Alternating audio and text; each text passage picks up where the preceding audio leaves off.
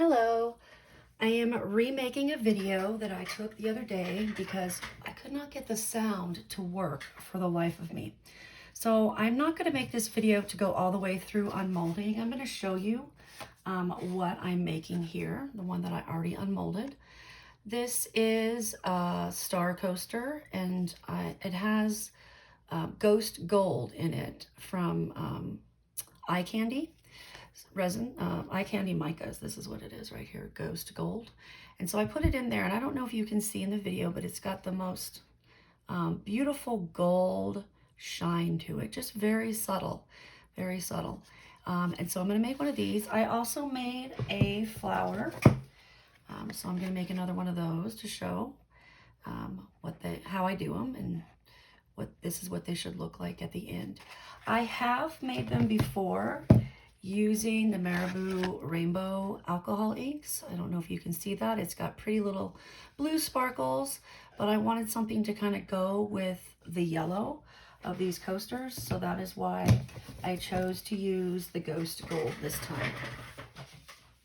So I already mixed up my resin. I didn't make a ton. The star mold can take max 2 ounces, probably a little less, and the flower can take a max of 3, but I try not to pour them full because otherwise you have issues when you're trying to make a bloom. I did pour out 30 mils in a separate container for my white. I probably only needed 20, but I always like to err on the side of caution and make a little more than I need. So I'm going to start off by putting the Ghost Gold into my resin, and you don't need a ton. I'm kind of doing this off screen here. Sorry, I don't want to get it in my mold. But I'm going to start off with like maybe half a spoon. And I'll put that in there, mix it up, and see if I need to add more. The last time I did it, I used, I was working with more resin, so I don't know if this will be enough. I don't think it'll be too much. I kind of was conservative about how much I was going to use.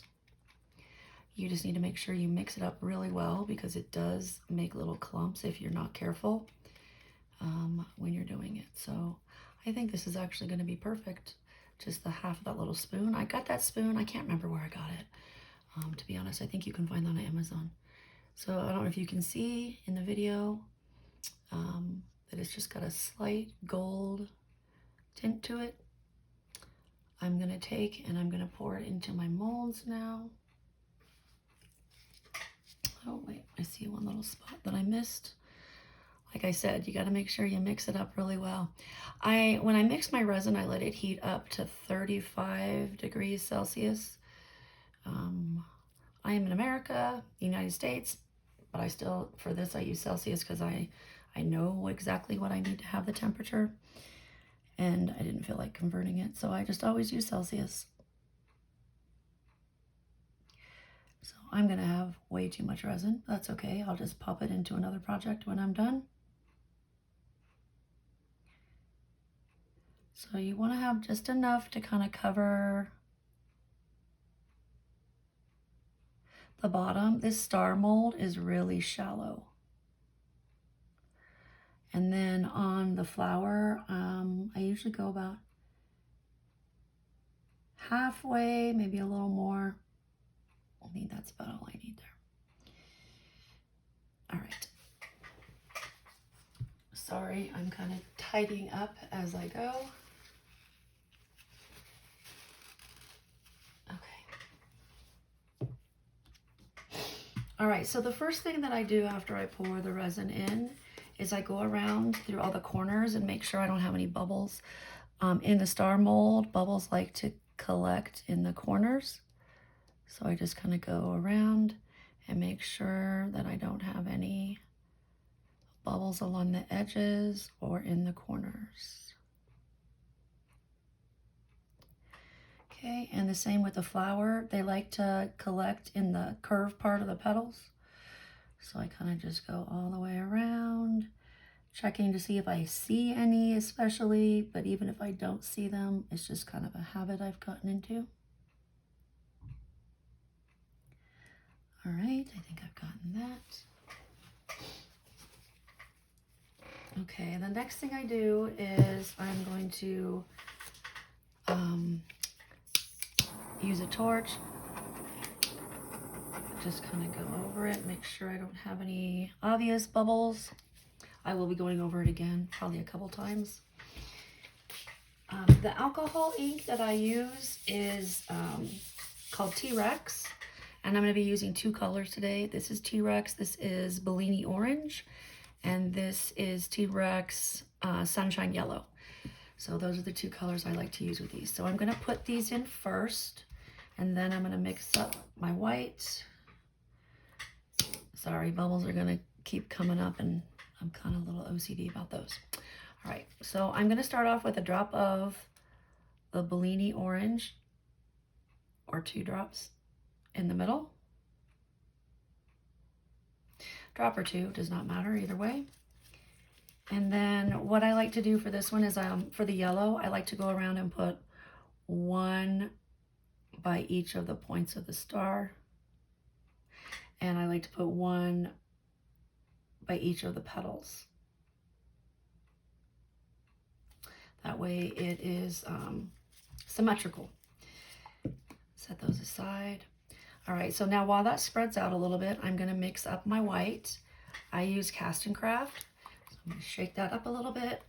I'm gonna start off with 3 drops. Like I said, I usually mix up a larger amount than this, so I don't want it to get too opaque. But it usually takes a few drops to go through.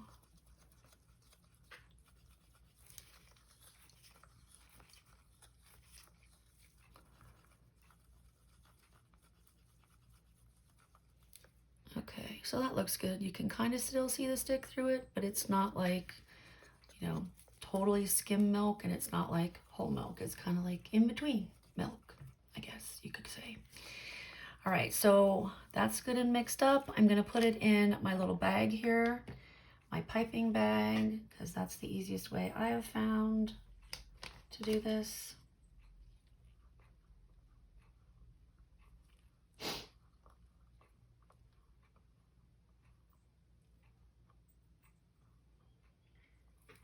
All right, now before I close up my piping bag and get ready to pipe, there's one other thing I want to do, and that is I want to take and I want to swirl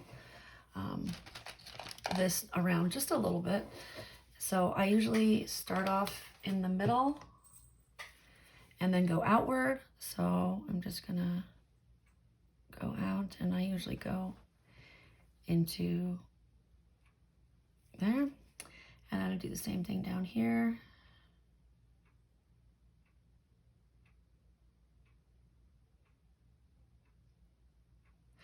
Okay, now once I've done that, I can actually use my torch again, because I've mixed the alcohol ink in, because I do see I got a couple little bubbles, not many, actually doing pretty good for bubbles.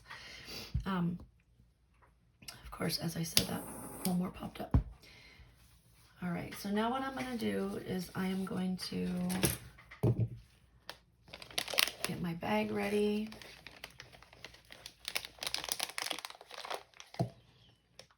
Doesn't have as much in it as I'm used to, because I usually do a full set of 4 coasters at one time or more. I've done up to 6 at a time. So I just kind of wrap this around, and I don't trim it off because I'm always worried I'm gonna need to open it back up again and have issues. I just kind of wrap it around like that so I can hold it. And then I just barely cut the tip off, just enough so that it'll come out. I don't need it to be super thick, because then I can do more rows. So I've found when I'm doing anything that's not circular shaped, that if I start on the outside and go in, I have a lot better luck. The petals go, or the bloom goes all the way out to the edge and doesn't, you know, leave a bunch of clear around the edges, because I kind of like it better that way when there's not as much clear. So I just start here and I go along the outside. And I work my way in. Of course, today my hands are being shaky.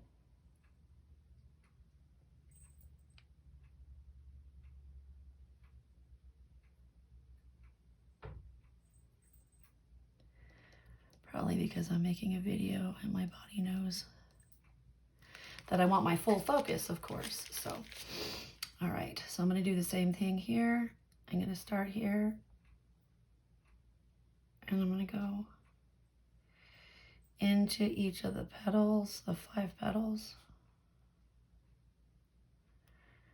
and then work my way in. And then when I get to a point where I can't really keep the shape up any longer, then I just turn it into a circle, a swirl. All right, so when I'm done with that, I'm gonna come in here and I'm gonna end up moving things around so that I don't have any blobs, hopefully. But I try to take the first little piece here and kind of spread it out a little bit so I don't get a blob. I'm kind of a creature of habit. I follow the same pattern. And what I do is I go out to the tips and then I come in from the inside corners. So I'll go out to the tip and wipe it off. That way I don't get, I mean, I guess I could put it back in, but I just don't. And by doing this, it's breaking up the little blobby things that were kind of out by the corners. And then I come here and go in.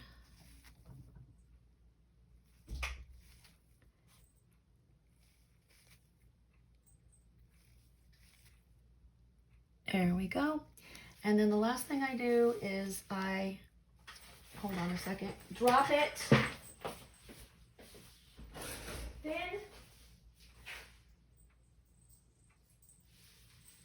what did you do with it? Dude. Oh my gosh, I'm so sorry. My cat decided to come in here and grab something off the floor. Of course, because I'm recording. Oh, a little piece of hair fell in here too. All right. Okay, where was I? Oh, I just finished going in here. I'm going to do a swirl here now. So what I do is I start off at the outside and go in. Just a little swirl. Now I'm going to do the same thing here for the tips or the furthest out from the center. I'm going to go out, and then at these points here where it goes in, I'm going to go in. So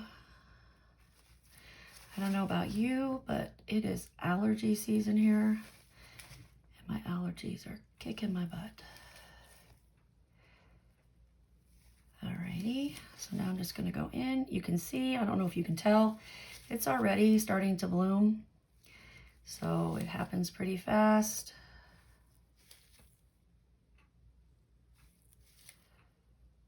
There we go. And then a swirl here. So start outward and kind of move in. And there we go. All right, I'm gonna try to, I'm gonna blow out some bubbles here.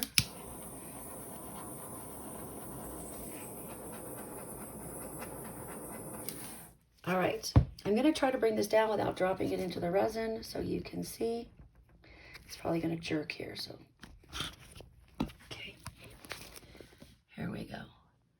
So, I hope you can see the gold kind of reflecting back, and you can see that it's already starting to bloom. And same here with this flower. It is already starting to bloom here, and there's gold in the petals. So anyway, that's how I make my star and my flower using resin, making a bloom. I hope you enjoyed watching it. Thank you.